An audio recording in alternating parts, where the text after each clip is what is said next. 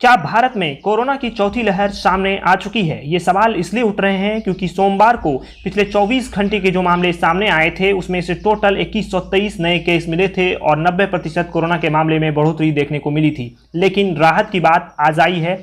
आज कोरोना के टोटल 1247 नए संक्रमित मरीज मिले हैं और 43% जो है वो कल की तुलना में कम मरीज मिले हैं। तो ये एक राहत की खबर है, लेकिन फिर भी ये माना जा रहा है कि भारत में जिस तरीके से कोरोना संक्रमितों के मरीजों के मामले बढ़ रहे हैं उससे ये अंदाजा लगाया जा सकता है कि एक बार फिर भारत में जो है चौथी लहर की आशंका बन रही है। लेकिन एक्सपर्ट्स मान रहे हैं कि अभी भारत में कोरोना की चौथी लहर नहीं आएगी और अगर आएगी भी तो इसका असर बेहद ही कम होगा। क्यों असर कम होगा, इसको लेकर ये कहा जा रहा है कि भारत में अधिकतर लोगों ने अब तक जो है कोरोना का टीका लगा लिया है। इसकी वजह से जो है चौथी लहर का असर कम होगा। जिस तरह से दूसरी लहर में भारत में कोरोना ने अपनी तबाही मचाई थी उस तरीके से चौथी लहर में जो है कोरोना के जो मामले हैं वो कम आएंगे। लेकिन अभी जो माना जा रहा है वो 9 राज्यों के लगभग 34 जिले जो हैं कोरोना को लेकर रेड जोन में अलर्ट कर दिया गया है।